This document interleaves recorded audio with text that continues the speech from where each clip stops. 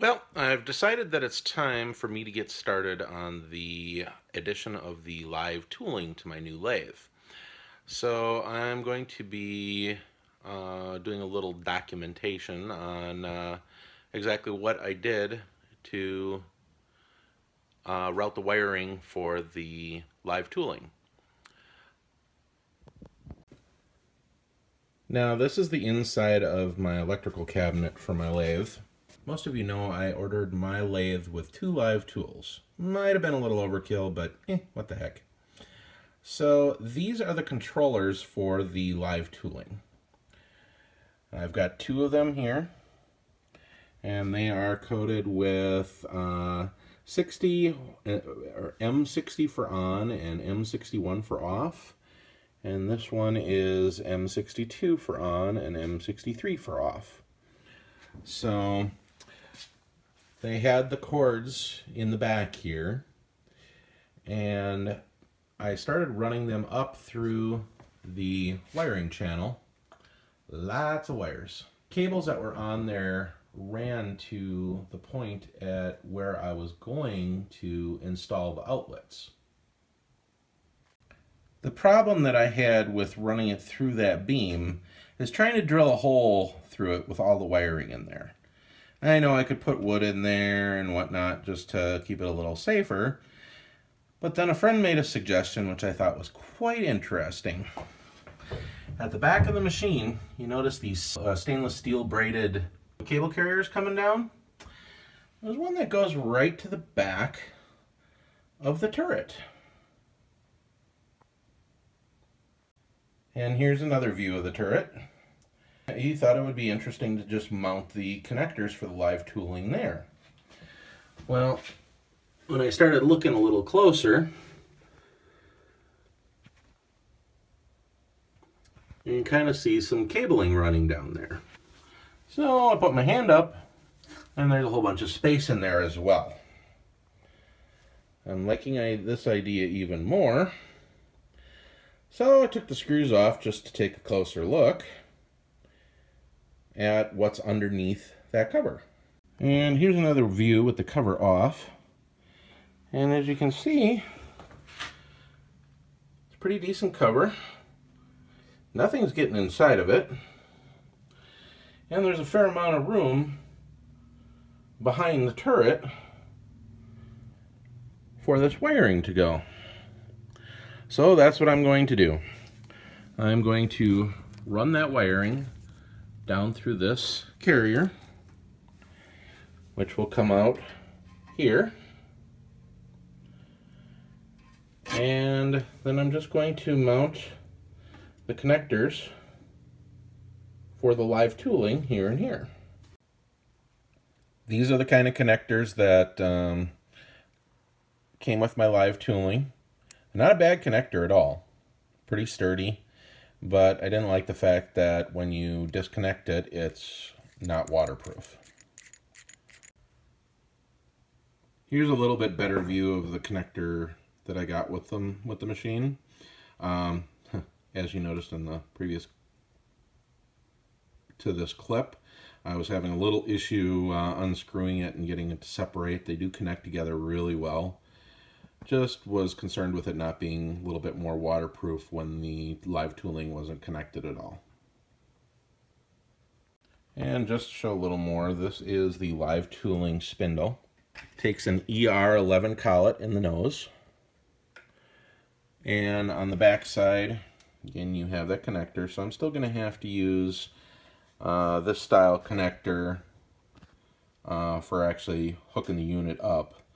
But I'll probably put some sort of a rubber sock over it just to give it a little bit of water protection. Now you notice these 2 ports here and here, these are actually water inlet ports. So this whole spindle is actually a water-cooled spindle. So I will have to have a small pump that circulates water when these are in use. Not too big of a deal. Wasn't quite expecting that, but it's kind of neat. The nice part about it being the water-cooled spindle, however, is there's no air inlets like on some of the other motors I've seen that could allow coolant to get inside of here. I definitely don't want coolant shorting out my live spindle. So as you can see, I've got a little bit different color wire than in the previous video clips. I didn't have enough length in the wire that I had, so I went out and bought this stuff. It is outdoor speaker wire, but it's the same thickness and the same gauge wire, and it's stranded instead of solid core. So that should work perfect.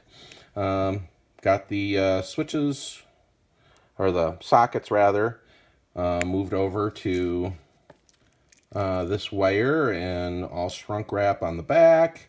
Each of the individual 4 wires is shrunk under the big shrink wrap as well. Now I have one of the holes already cut in there. Look at how nice and clean that edge is on there. I have to thank my friend Patrick Nowicki for this idea, because I didn't even know about this particular tool. But this is the tool I'm using, and it's a hole punch for electrical fuse boxes.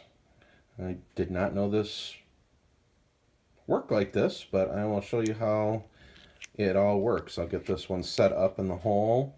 Notice here I've got a pre-drilled hole for the thickness of the bolt that goes in here. It's a 1/2-inch hole. And I'll just mount one side of this on the inside and the other on the outside, and tighten it up, and it pops a beautiful hole in there. This part is the hollow cup part, and just the cutting edge goes on the inside. That's actually threaded. And you just sit there and tighten this up. Obviously I can't do this one-handed, so I'm going to try and prop the camera up here and get a shot while I am doing this.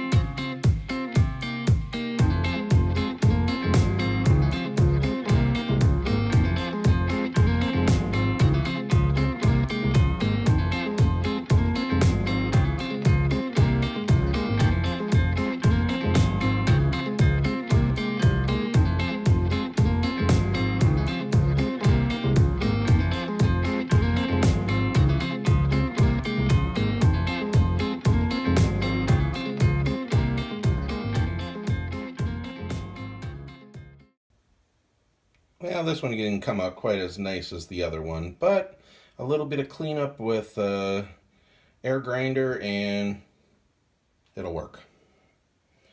See, this one came out nice, that one not so nice. No biggie.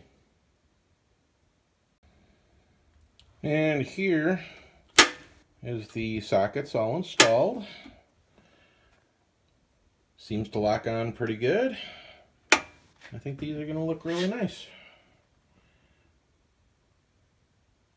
I got part of the wire run through, and I've got a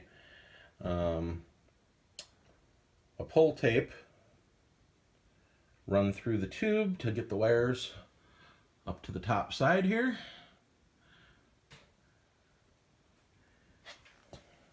And then they will run along the cable carrier here into this box and connect up to the speed controls for the live tooling. Now, these are the existing wires that were wired in, so they go to those pins way in back there. You can see them pretty good. So this is one of the cables that I already have wired up, just finished wiring it up. This end here is the end that plugs into the live tooling motors, and this is the end that plugs into the new ports that I just installed in the back of the turret, as you can see right there. So I have one of the motors all hooked up. You can see my yellow lines running through, coming into here, and this first top one kind of loops around and comes down under the fan. I got a zip tie on the fan just so that the wire doesn't happen to get in the way of the blades. And under here,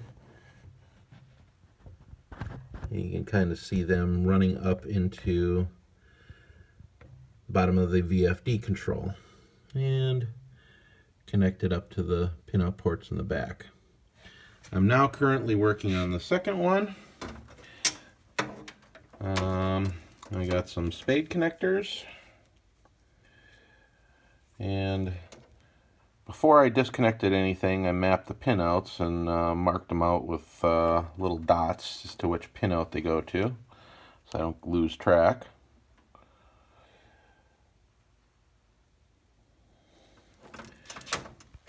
And now I'm hooking this one up here, the lower one, because my unit I ordered with 2 live spindles. Not sure I'll use both of them at the same time, but if I'm hooking up one, I might as well hook up both. And here's the final install of the 4th axis motors. And you can see I've got both ports. They're mounted in there really nice. So all I have to do now is hook a motor up. Probably most of the time I'm going to only use one at a time. It's going to get mounted right next to my gang block here.